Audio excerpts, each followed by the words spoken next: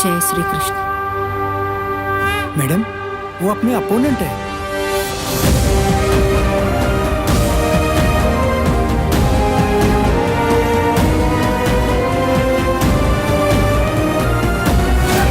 ఓడిపోతే లడ్లైట్ మా అక్క చెప్పింది. మొదటి సినిమా ఆడలేదంట, ఆ తర్వాత సినిమా నుంచి తిరుగులేదంట.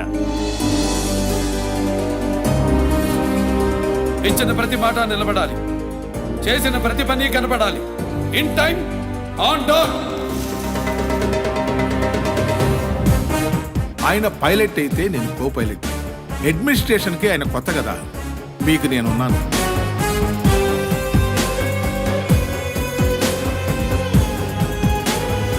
చెప్పేటోళ్ళు ఉండాలి, లేకపోతే 6 కోట్ల మంది ఆయన పక్కనున్న ఒంటరోడైపోతాడు.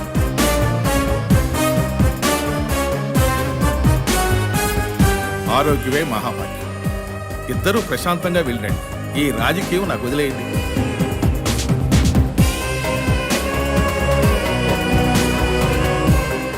वो दिल्ली आए तो मैं क्या कर सकती हूँ। राज्यों से ही देश बनता है.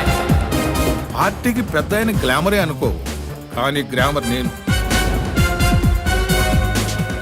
నిశ్శబ్దాన్ని చేతగానితనం అనుకోవద్దు. మౌనం మారణాయుధంతో సమానమని మర్చిపోవద్దు.